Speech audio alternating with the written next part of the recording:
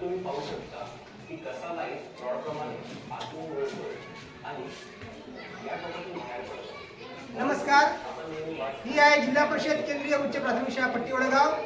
या पट्टी वडगाव शाळेची ही विज्ञान प्रयोगशाळा आहे.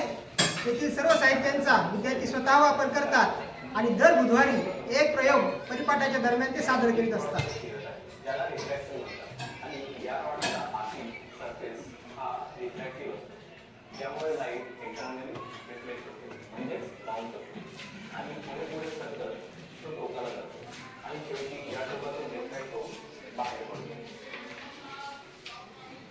टेलिकम्युनिकेशनमध्ये या प्रयोगशाळेमध्ये साधारणतः 520 प्रयोगांचं साहित्य उपलब्ध आहे.